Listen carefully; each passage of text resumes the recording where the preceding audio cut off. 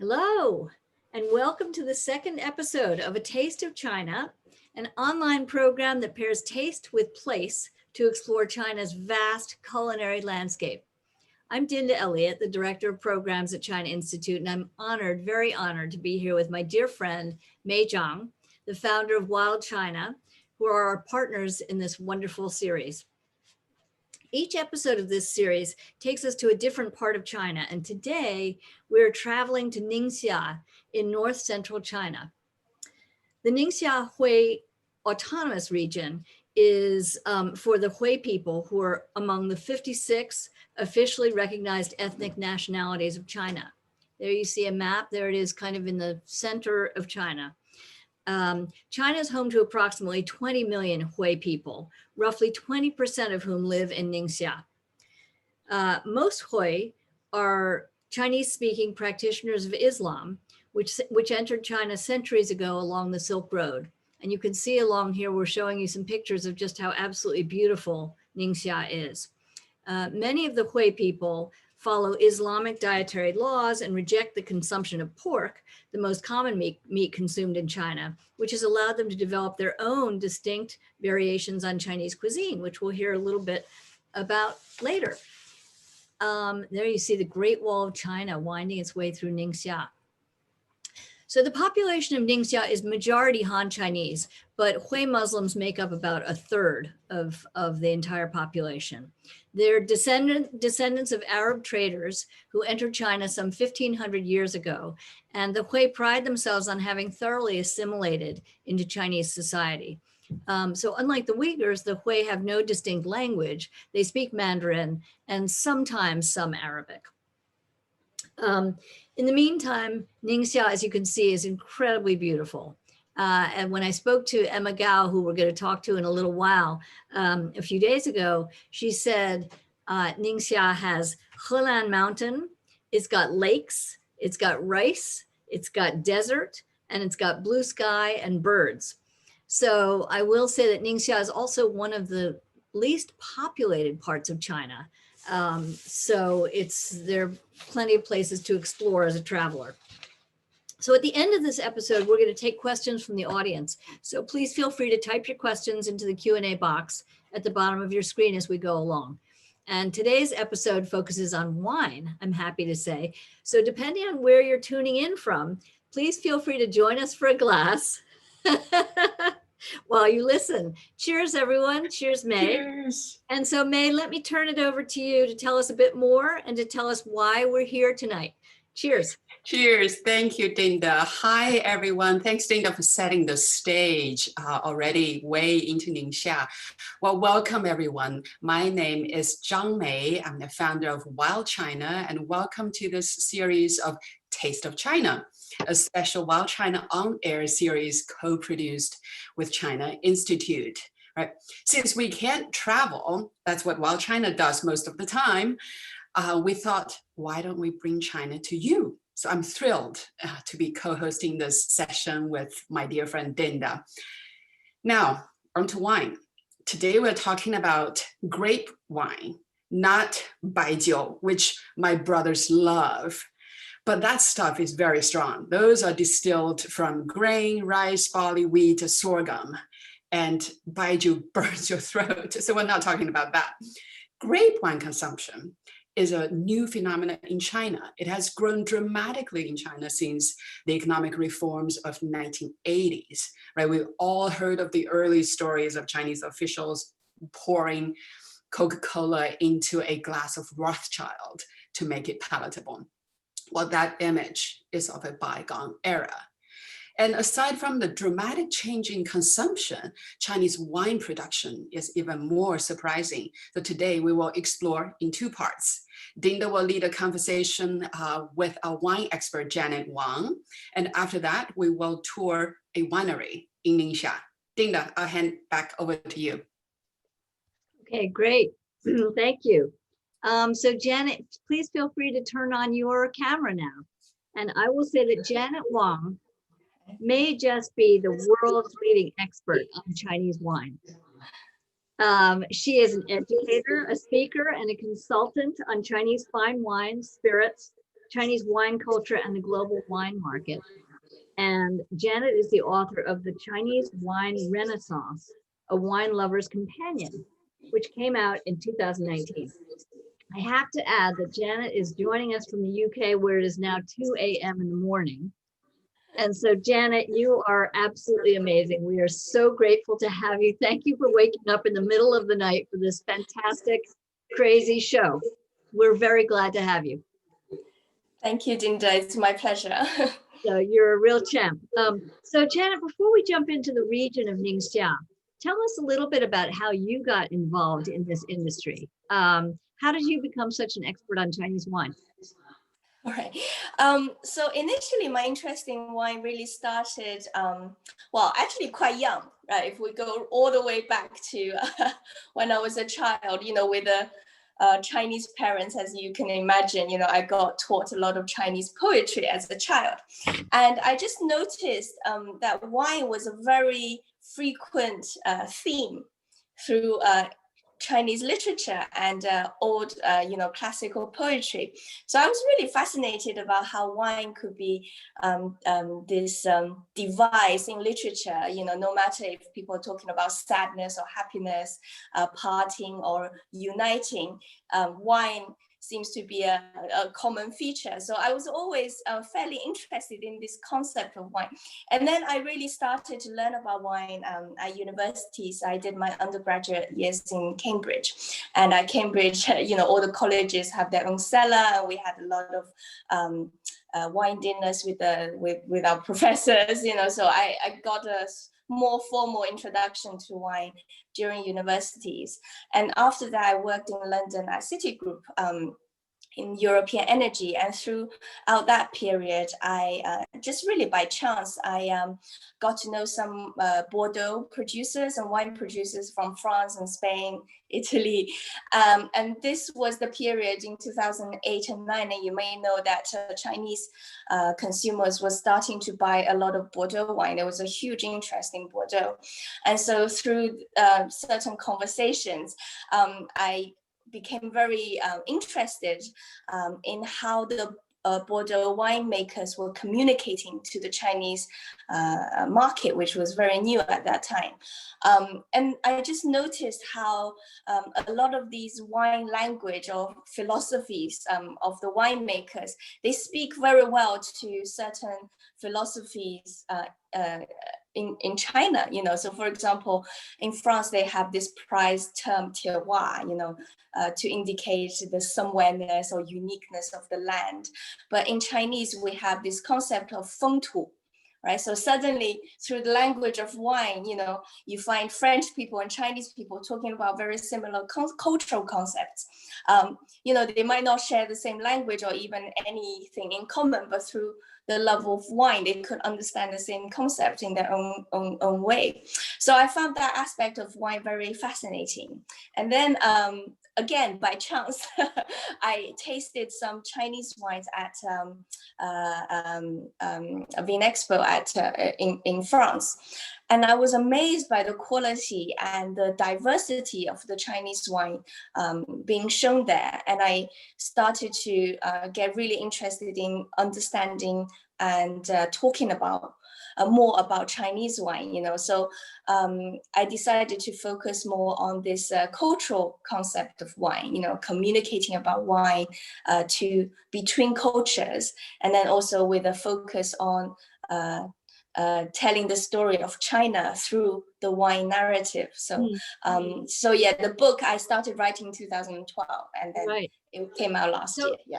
So, a question: I think lots of people think that the wine culture of today is something completely new and it's entirely imported from the West. But in fact, Chinese wine cultivation really goes back centuries, doesn't it? Yeah, absolutely. Yeah, because Dinda, in your introduction, you mentioned the Silk Road, and Ningxia's was part of en route, right? Part of the Silk Road. So really, Western style wine and grape varieties came to China through the Silk Road in the 2nd century BC. So during Han Dynasty, the emperor Wu Di of Han himself was very keen to play around with viticulture himself. So he planted grapes. He was a winemaker himself. So since Han Dynasty, right, that's 2nd century BC, through the Silk Road, wine got introduced to China, and we're talking about European style, European varieties. And ever since then, throughout the dynasties, you'll find literary references. A lot of poets write about grape wine in particular, and we know like Lady Yang, one of the 4 greatest beauties of China, she was very partial to grape wine in particular. There's lots of poetry about her. And then we've got this really famous Chinese poem, the opening line, every Chinese person knows, right? 葡萄美酒夜光杯, right? So by Wang Han, another Tang Dynasty poet. So you can really see, what does that line of the poem mean? So it means grape wine glistening in the glass of evening light. So it's quite a beautiful image, right? And it mentions very specifically grape wine. And that was from Tang Dynasty?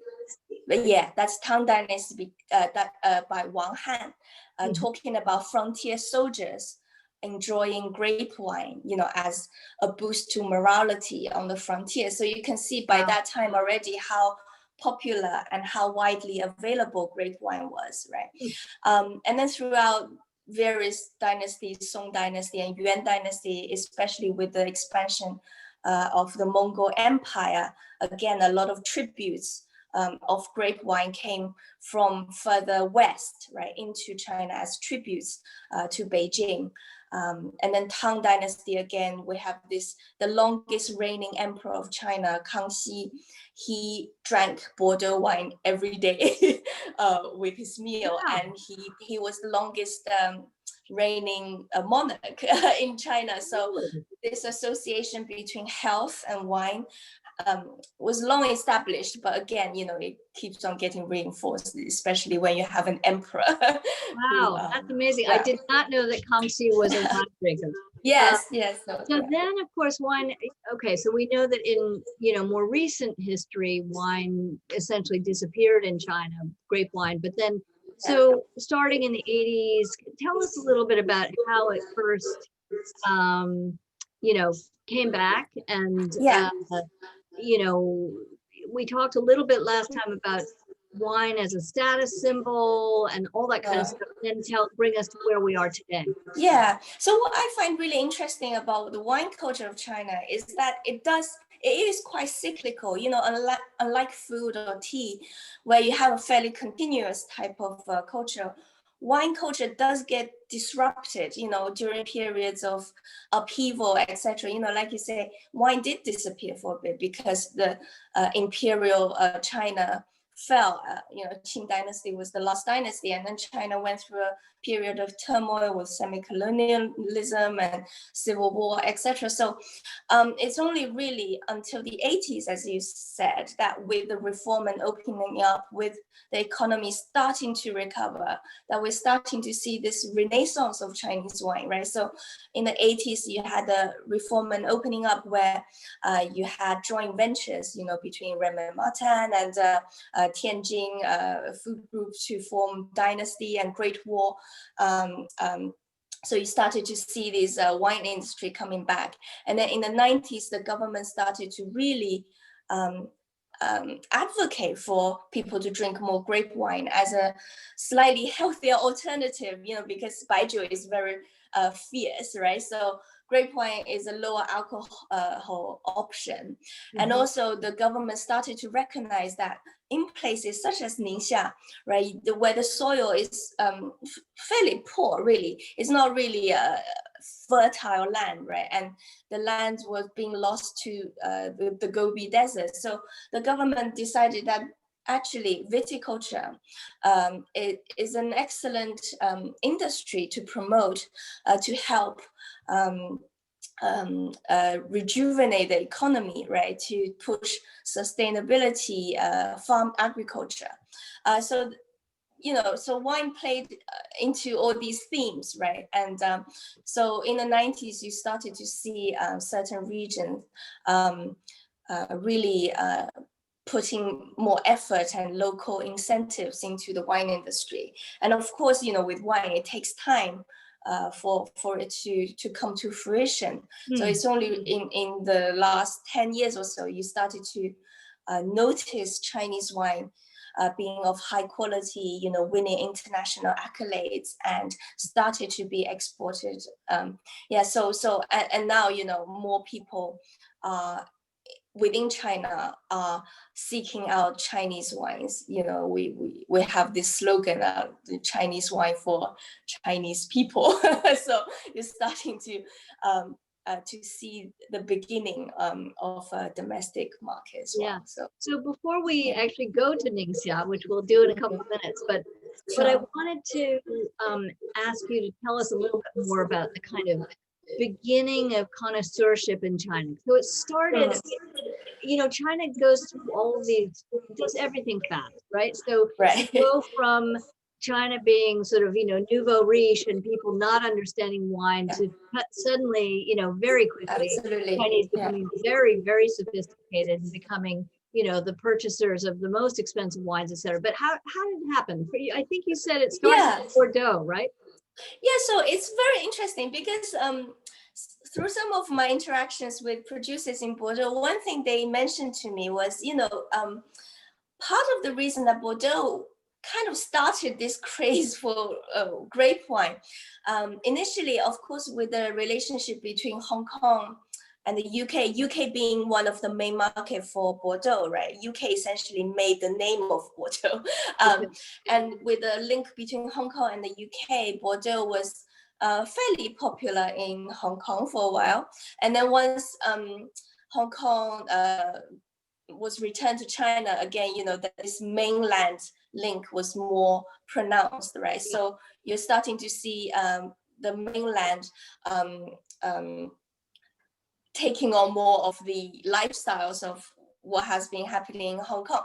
Yeah. So so there's a sort of a filtering process, but also another thing which is of interest that the Bordeaux producers mentioned, they said, although mainland was quite a new market to them, they found the Chinese palate to be fairly sophisticated because the Chinese food culture is so rich.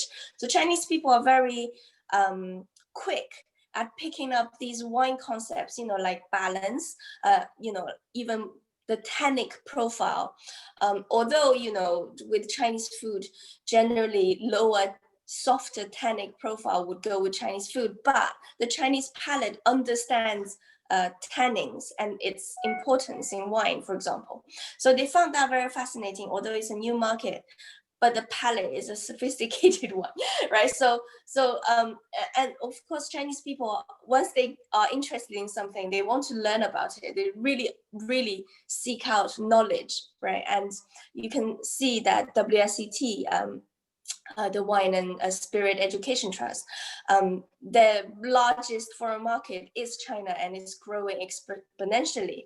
So there's a lot of desire to learn and understand. And with Chinese wine, domestically produced Chinese wine at the fine wine spectrum, we're not talking about the mass produced stuff, but at the fine wine end, actually it is interesting that it's first taken up mostly by connoisseurs, right, who have already experienced wines from different wine regions, and they want to know what China is producing at the fine wine category.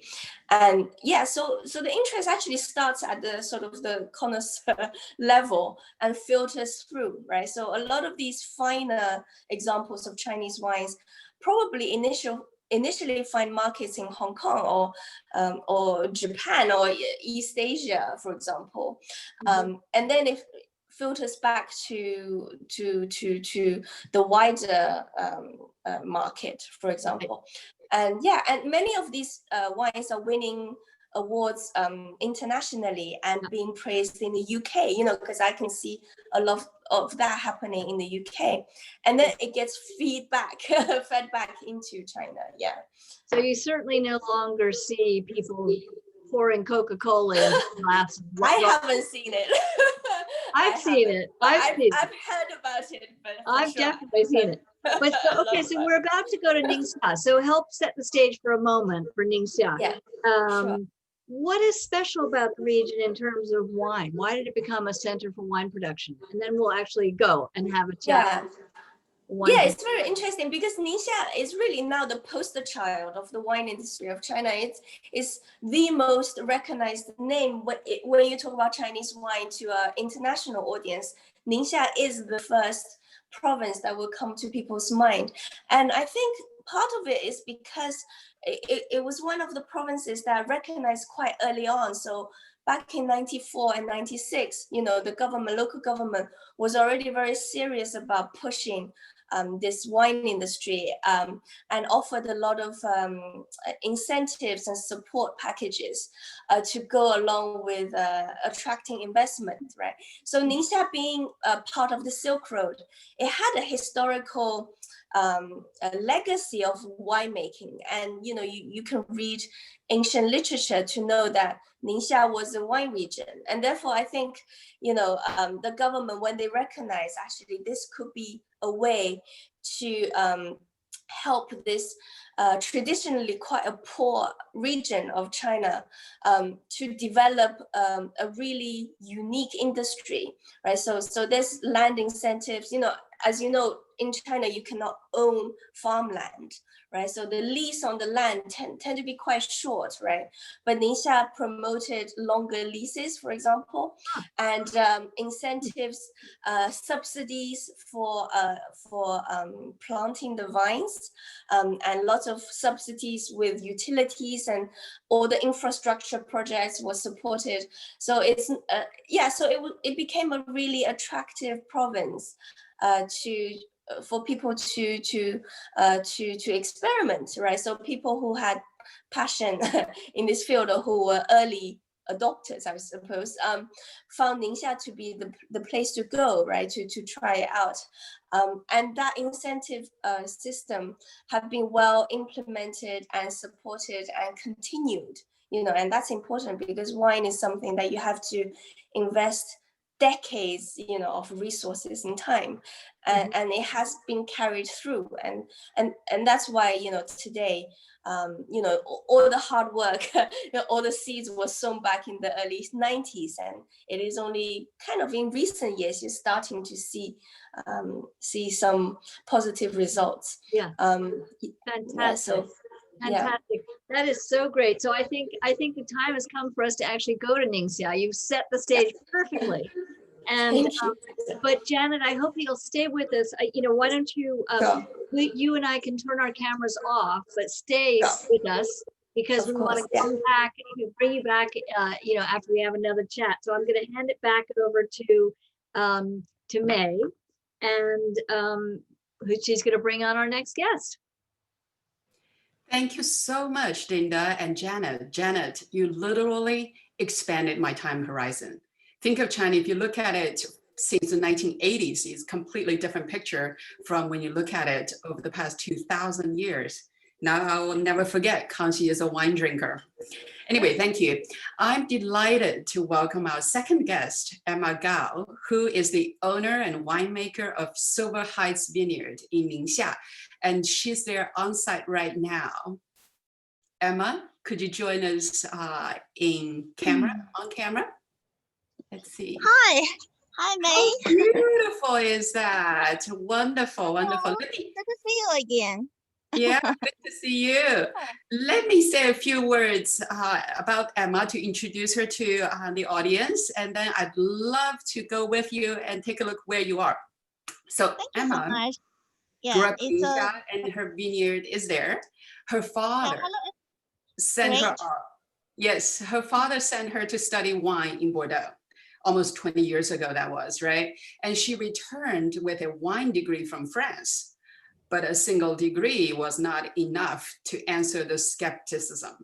What kind of wine can Chinese make? So Emma is a true entrepreneur, a female entrepreneur. And by the way, 4 women talking about wine here. Isn't that wonderful? Emma is the true entrepreneur who overcame difficulties to make a dream come true. In 2007, Emma and her family launched Silver Heights, and the production grew from 3,000 bottles back then to 200,000 bottles 2020. That is a staggering 30% compounded annual growth rate based on my calculation. Simply amazing. Well done, Emma. So anyway, welcome. Thank you for taking the time. Now, I'll turn the camera to you. Tell us where you are and what stage of production Okay. Thank you very much, May, for with your introduction. wines. Great. Thank you and welcome to everyone. I'm glad to show you where we are in Ningxia on the foothill of the Helan Mountain. So we're just now in the vineyard. I show you a little bit around. So those is our vineyard.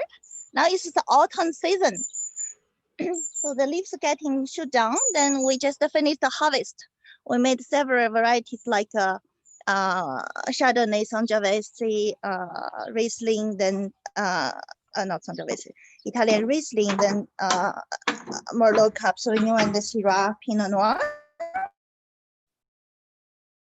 Started 18th August until just finished yesterday. 18th of August and just filled yesterday. Okay. Our guest, welcome to Ningxia, and some corner for. I exercise also my autograph. Yeah, so here we go. So let me introduce myself. I'm Emma Gao, native here in town of Ningxia. I born here in Yinchuan. Then my father sent me to study oenology because he's a visionary about this potential region, because we have the lot of sunshine. You can see this is early morning, 9 a.m. Beautiful. Yeah. Then we try to create this vineyard, not only the vines, but also the surrounding the trees and some animals as well, to create an ecosystem.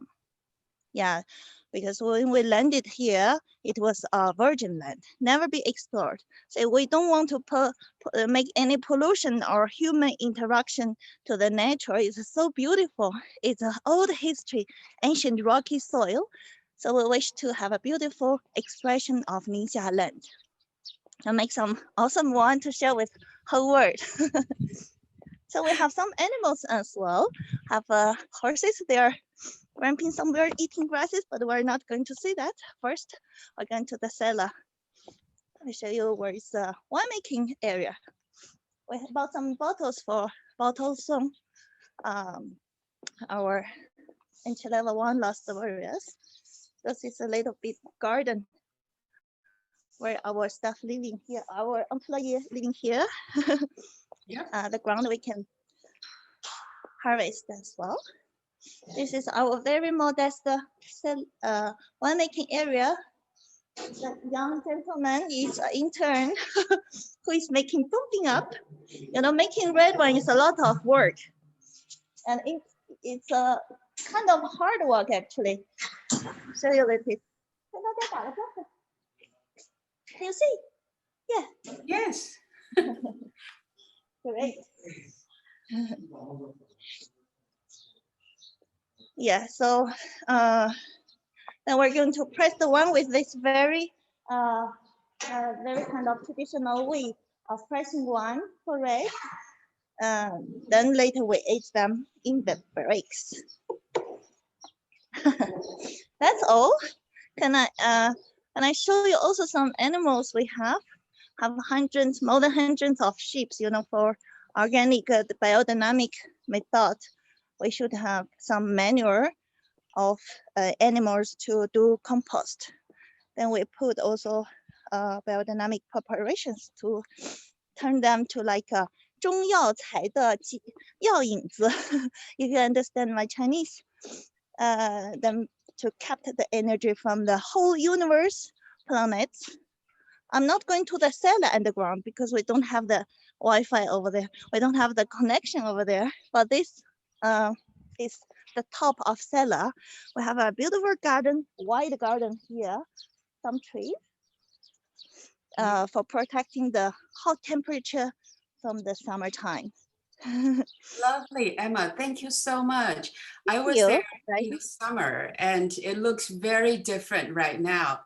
It just shows Ningxia's weather is very different, right? Ningxia also gets bitterly cold in wintertime, as I understand, which is very different from Bordeaux, from Napa, where I am. So, Yeah. excuse me, what do you have to do differently to produce these amazing wines there? The difference is we are in a very extreme condition of climate. Can be very cold when summer, in winter time, -25. It's near to the border of China. It's near to the Mongolia, you know, very north. Then we have a very not very hot summer, around 30-degree temperature during the summertime, and we have big sunshine because we're on the altitude of 1,200 meters above, 1,200 meters above altitude. Then very cool night, the breeze of cool wind spreading in the vineyard to keep the acidity, to let them grow slowly, to concentrate their colors and the flavors.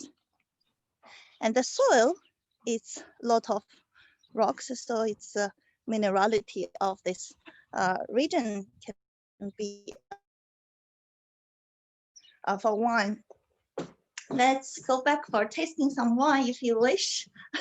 Lovely. With some Ningxia food. Lovely. And so most people would say, when you drink Chinese, when you eat Chinese food, you drink white wine. I'm sure you found like 1,000 different ways to break that mode. Tell us how to pair your wines with Chinese food. I know it goes really well with Western food, but do you pair with Ningxia food, the mutton, or any of the local dishes? Right, so I prepared something for you. That's 手抓羊肉 and some salad. Oh, let me put the in a right way. Sorry. So it's not very good to present because we don't have a professional restaurant here. It's made in home. You can see here's one famous Ningxia dish with some green white yarrow flower leaves made salad. You can see well. Let me see. So that's a breakfast actually. So 手抓羊肉 actually is very famous dish in Ningxia because it's how to say mountainside. We have the sheep in this area is quite common. Then they eat the herbs in a different way because on the mountain here's a lot of wild herbs. It's also used for Chinese medicine, like a gancao, licorice, like some white flowers, local flowers. So the meat are not smell like mutton. Let me try. Can I try? Of course. Enjoy. Yeah, you just your hand. Then, wow. That's delicious. So this is the dish, Ningxia people, and also in Mongolia, I believe, right? They call hand-pulled mutton. Right, because in old time we don't have any sophisticated table set for eat in the desert, in the steppes. So everyone has a very single tent and just cook a big gas hole of meat and feed for whole family of soldiers. That's come from. But we also, beside that, we also have the barbecue of mutton, which is delicious. Kind of 羊肉串怎么说? Lamb skewers. Yeah, lamb skewers. Where come from? Because in the ancient time, here's a lot of war between border of China and Mongolia. So the soldiers has nothing to eat, but they have some sheep in the white place. So they use their 剑怎么说？ Sword. 剑 Sword. sword, yeah. They use their sword to make some meat on it and cook for the soldiers. Yeah, so the very famous dishes were in Ningxia from the tradition. And those one, it's really organic things. 苦菜, how do you say that?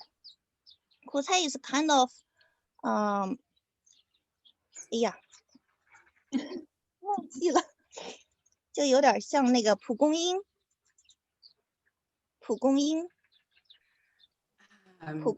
It's a kind of wild herb. Yeah, I forgot the English word for it. But you harvest it. It's a little bit bitter, right? Yeah. Right. And so you drink red wine or white wine with these dishes? Oh, yeah. Usually we put aside that, but with meat, always with a red one. But you can also try with white one, because in China we have a lot of spice for fish, as well you can put soy sauce for the fish. So you not necessarily pour the white one for fish. You can also take some light red wine for Chinese style fish. Very nice. That is a great last verse to pair this kind of salad. It's a little bit spicy with peppers, with coriander. So that's for this Sauvignon Blanc Italian Riesling aromatic wine. Yeah, because Ningxia has a great sunshine for ripen the red grapes, but also the cool night and the minerality of the soil keep the acidity. So our white wine actually is most sophisticated. By the way, our white wine is rated by international wine critics, Francis Robinson from London, Janet, high rated. Then we serve it as a state dinner 2 times with President of French came last year. Our Xi Dada used our white wine to serve, Chinese white wine to serve this state dinner. So we're proud of our work and proud of region. Cheers. Cheers. Congratulations. I know your famous Emma's Reserve 2011, a blend of Cabernet Sauvignon and Merlot, was awarded 91 points by Robert Parker, right? And he even mentioned it has a taste, a hint of goji berry, which is very Ningxia. Now, Emma, could you tell us, because in China, wine production has traditionally been dominated by state-owned brands like Great Wall, Dynasty, and all of these. How do small vineyards compete, and what impact has small vineyards made on wine production? Yeah, I think China is changing. China is changing in many things. Today we could produce some sophisticated products like craft, artisanal winemaking instead a big production. We can express our hometown different land, and we protect the environment, and at the same time to share our hometown's taste, China taste. I think that's meaning of what we are doing. Yes. I think, you know, the family running boutique operations that really sort of perfect the craft of winemaking and keeping the vines really beautiful, really tasty is an amazing effort, right? Thank you. One last question before we open up for discussion is, aside from wines, I personally only went to Ningxia recently. I found it absolutely stunning and beautiful. You as a resident there, give us 3 reasons why we should visit Ningxia, or what you love about it.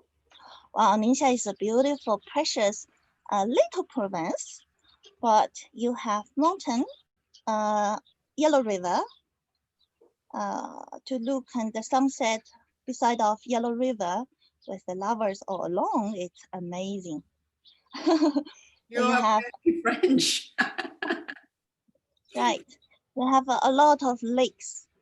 So the birds immigrate every year, pass by the lakes. We have more than 400 different kind of white birds during some season to look and take pictures. And also desert. Yeah, you can take your sports activities. You know, here's a big event, 英雄会 Hero Conference, which is for the karting, ATV, forward cars, even avion. The show, they come over more than a million people comes from international areas. They come to the desert to show their equipment, show their techniques, have fun, lot of music festival in this area. Lovely. Thank you. Can't wait to go there. Now, thank you, Emma. Please stay on the line and let me invite Dinda and Janet back to have a conversation. Let's all catch up and enjoy the wine. I'll hand over to you, Dinda. So yeah, just very, very quickly. Again, Emma, I want to drink a toast to you. You are amazing. I wish my wine is not as good as your wine is, but Don't they? also want to drink a toast to Janet, who's sitting there in the middle of the night in London. Yes. And say thank you. And I do love the fact that it's four women talking about wine. Isn't that great? So here's to all of you. Cheers. I will also say that, Emma, I think you are amazing because I learned when I spoke to you that English is actually your fourth language. Your first language is Chinese. Your second language is Russian, because you studied for 5 years in St. Petersburg. Your third language is French, of course, because you studied for many years there. And your fourth language is English. I mean, that's just amazing, just amazing. So you are both, I think you both sort of epitomize the kind of entrepreneurial and open-minded spirit of a new generation of people from China. It's just so exciting. It's really great to have you here. I can't help but comment on your flowers, Emma.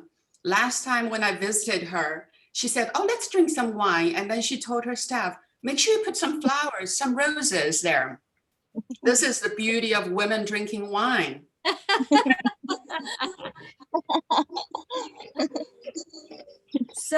So Emma, I do have a question, which is, who are the people mostly who drink your wine? Is it very, very sophisticated, wealthy people in the big cities of China, or who is drinking your wine? Yeah, we started to list our wine to the most prestigious hotel and restaurant in Shanghai, Beijing, and Guangzhou, on the bound of Shanghai, Hyatt Group, Shangri-La, then Kempinski hotels, Wow. Aman Resorts, yeah, a lot of Michelin restaurants. And now we export more than 15 countries, like in London as well. Yeah, our wine even served in London for Janet present one time, or China one tasting, then also Mossiman restaurant, which is like a gentleman member club restaurant. So we are very lucky to work with professional wine distributors in our country.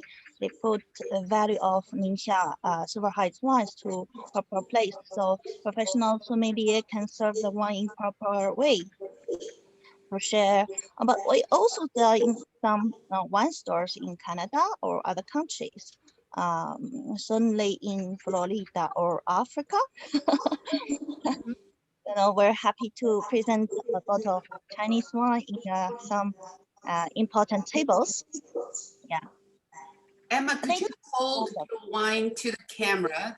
There's a question who wants to see your label. Oh, great. I think we all want to buy it. Yeah, let me show. This is our flagship summit. In Chinese, Silver Heights. Why Silver Heights? Because that's my dog, and I'll show you. Naughty dogs always with. Don't we all want to go live there? It's so beautiful. They're fighting together, It's a family, of course, they are very strong. Now, Emma, Yeah. there's a question. Where can we purchase Ningxia wines in United States? Is it Oh, already yeah. imported in stores? Actually, we're going to be in Florida soon. Florida.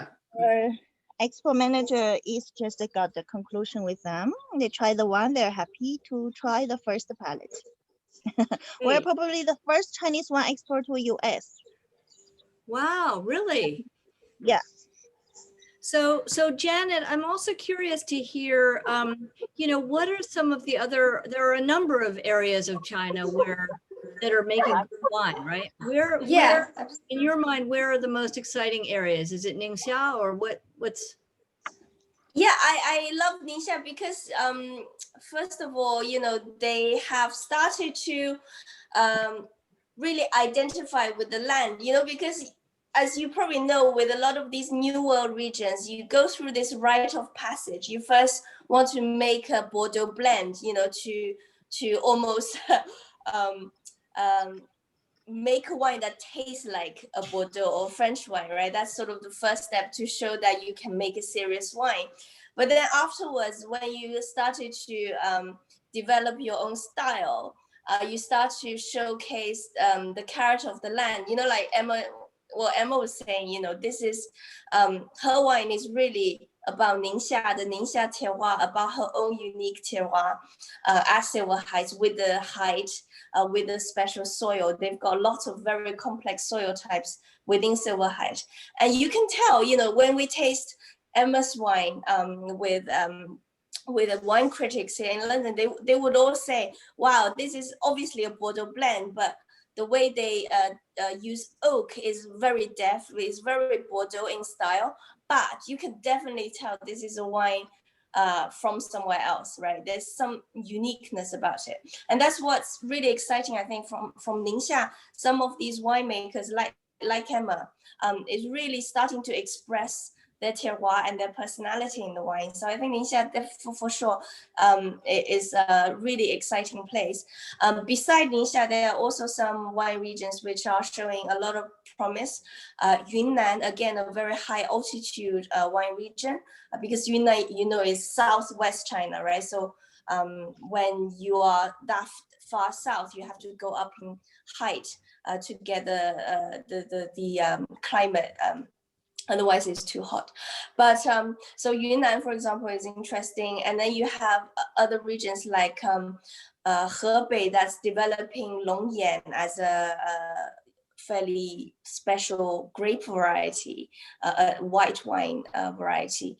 So I personally, I'm really interested to see Chinese wines made with interesting varieties, either Chinese or hybrids, or something that show character in the Chinese soil. It could be European variety that just does particularly well or differently in Chinese soil. So basically, I think Chinese wines with Chinese characteristics is what's exciting for the future, for the international audience, right? So yeah. I have a technical question. If the temperature freezes, like in Yunnan, where I'm from, and Ningxia, what do you do with the vines? What do you do with them? Yeah, so I'm sure Emma can tell you more detail, but they do bury the vines. So one is the coldness and also the dryness. So the combination of very cold winter and dry and brittle condition will, the vines cannot survive that. So in places like Ningxia and many parts of China, in winter, they have to bury the vines. So I don't know when Emma's gonna do that in her vineyard, but I would imagine that's the next thing she'll be thinking about. So they have to bury it in winter, and then in springtime, they have to unbury again. So actually, you can imagine this is highly labor intensive. So Chinese wines made in this way, they are quite costly. There's a lot of work. Yeah. So we have a few more photographs of Emma's vineyard. So let's show those as well. It's just so beautiful. And we can keep chatting, while we look at these photographs. But look at that. So Emma, that's the Helan mountain, right? Right, that's our new winery built, but we're going to move next year. It's just beautiful. Can you host guests for overnight stay now, Emma? Yes. Yeah. What's your sorry? Can guests stay on your vineyard now? Oh yeah, sure. We have a villa for stay some days. Yes, we have few rooms as well, so you can have enjoyment 24 hours or more to see the sunset, a beautiful sunrise, and the stars in Ningxia. Yeah. Okay, while China guests are Right. coming, and we want your wine and your lamb and the yarrow vines. It looks like you've Please. got lots of Please women go. working there as well. Yeah, those the women, they are very take care the vines because they are most delicate. They do a lot of delicate tests because only the precision can make the good things, right? They're humble, smaller, and supple, can be stand up or down to down earth to take care of the earth. And also for a lot of work, you have to move your body very supple way. Really? I would never know that about wine. So it requires very delicate work with your fingers or what? Yes, because the vines they are naturally on the ground, because Yeah. they are the lian, they're not trees. So Yeah. you need to help them on the ironware. Yeah. Then you Yeah. Yeah. you need to print them, need to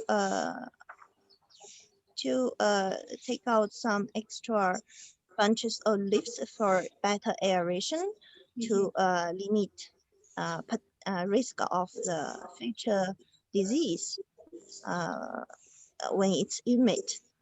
Then we control the production not too much, so the little fingers to take care of all of these things. Mm-hmm. That's a great photograph. I don't know. I'm not used to makeup, but that one is too much.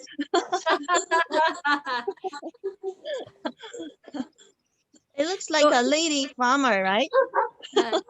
So I do see another question, someone who's really interested in the details of winemaking.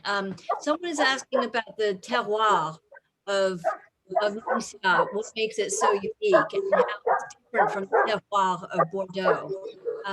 Can you talk a little bit about the climate and rainfall? Um, she's gone to chase the dogs. But yeah, can you tell us a little bit more about the unique terroir of Ningxia? And would you say that, if I tasted a glass of wine from Ningxia, is it very obviously it has a different taste from a wine from a different region of China? I'm sure, Janet, you also have an opinion about that, but Yeah, we're trying to figure out actually. Since 12 years, I made one. I still young winemaker, and it's still a baby, but we try different varieties. Almost 20 varieties. Malbec from Argentina, Pinot Noir from Burgundy shows potential. Chardonnay, we already proved that is a delicate white wine can made here. Then Bordeaux varieties, it's good. We won a lot of award for this Bordeaux blend. Then specific flavor of our wine is a personality of this special altitude. It's a high altitude. Then specialty of these ancient rocks. Not very often we find other places. It's a ride, but in the same time, we have a microclimate because of the Yellow River pass by, a lot of water resource because ancient, because this mountain has been to emerge in the water 4 times. Then here's a big Fender creek. We have mosaic of the different soil from different fans. We have 3 blocks of vineyards. Then we have 4 different kind of soil. So we plant the vines on it and trying to figure out what is the best expression of different kind of varieties. So probably talking about wine tasting. So local flowers, white flowers, 蒿子草 枸杞 berry, yellow flowers like 沙枣花. What we planted surrounded our vineyard. Nice. A lot of smelling very good when springtime all the flowers blossom. Also acacia, I don't know in English, acacia, 槐花树 then very Provence, like French Provence herbs, very strong flavors because it's a little similar plant as well here. So we can find black olive in our wine as well. Really? Wow. We don't have black olive, but we can find that aromas. Wow. Yeah, ginger, pepper, rose. Yeah, can be delicate rose with our Shiraz whole bunch fermented wine, carbonic maceration, then Pinot Noir as well. A lot of rose, a lot of violet. Then for Cab Sauvignon, we have blackberries and some kind of herbal notes, very Cabernet Sauvignon smell. Yeah. So it's I think in Europe are people, and Janet, maybe you can answer this as well. In Europe, are people starting to realize that China is making some good wines? Yeah, it's starting. Yes, so Emma's wine, is in London, Parc Chinoise, Mossburn. Yeah, so and especially British wine writer community and wine critics are very well respected globally. So they are showing great interest in China, and a lot of them are writing about China and critiquing about the wines. And of course, Emma's wine, and among others, are winning some of the really high-profile wine trophies, right, in London and internationally. So they're definitely, getting a lot of interest. But it takes a bit of time to filter that into the more sort of the consumer, the wider consumer circles. But at the moment, I think certainly within the wine trade and among the sort of the connoisseur circles, China is very exciting. It's something that they want to try, because I do a lot of the wine tasting events and masterclasses here in the UK, and we always get a lot of interest. And and I have people asking for Emma's wine. So it's very exciting, I think. That's good to hear. So we only have a couple more minutes, but before I'll send it back to you, May, in a second. But Emma, first I want to ask you to tell us a little bit more about which Ningxia food you like to eat with your wine. Which kind of dishes do you like? So you like the 手抓羊肉, right? You like the hand grab mutton. And what else do you like to eat with your wine? I like mostly what my mother cooked, and my sister is really had the DNA of cooking skills from my grandmother and my mother. So she has a restaurant. We mostly like to go there, gather together for family. Wow. A lot of cookies. Yeah. What kind of food? What kind of dishes? So always started with all kind of salad.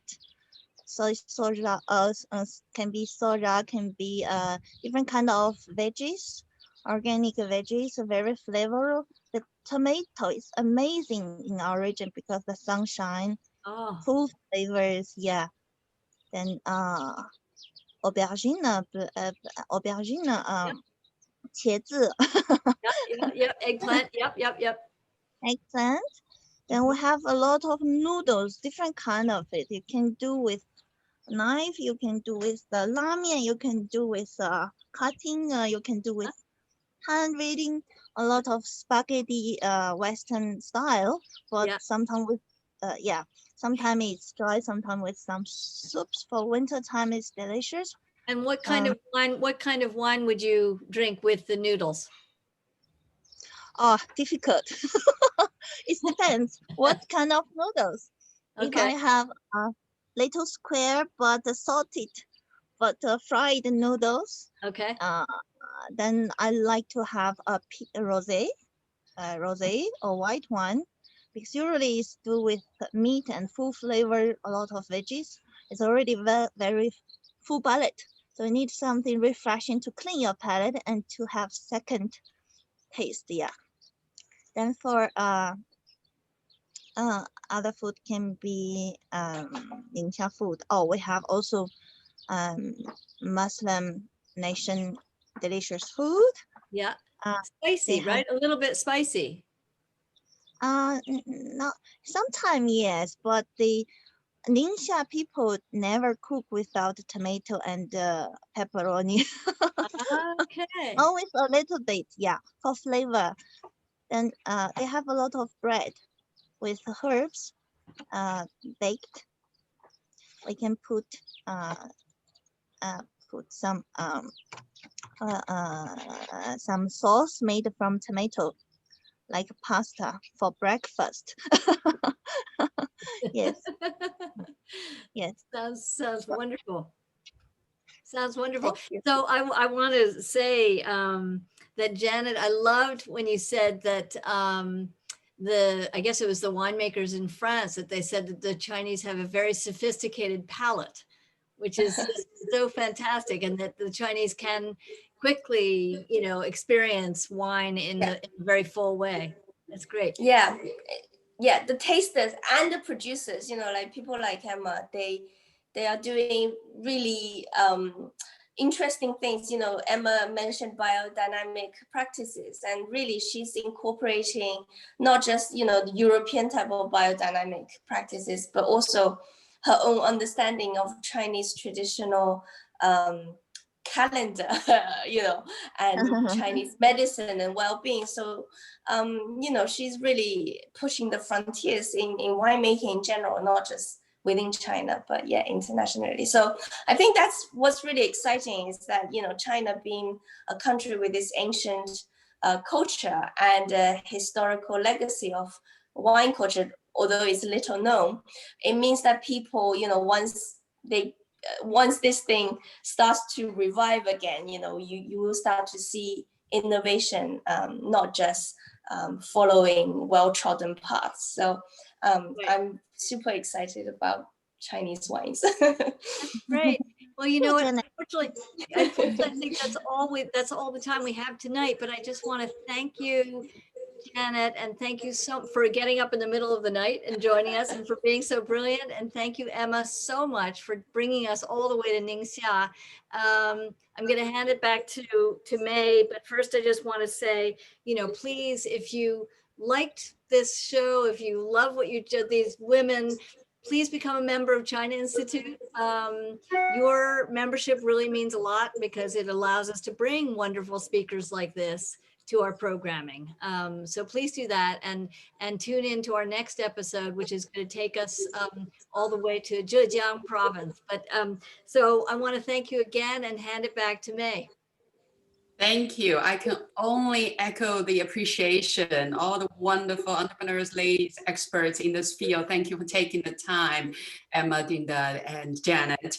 And I'm sorry, Mr. Wong, I know you really want to know Emma's plans for the future and many questions there. You have to come and travel with WildChina. We're going to visit Emma on site, and also visit wildchina.com. Join our newsletter. We have wonderful events like this. So thank you again, everyone, for taking the time. You're wonderful. Thank Take you, care. May. Thank you. Thank you, Janet.谢谢, Thank you so much. thank you, 谢谢 Emma.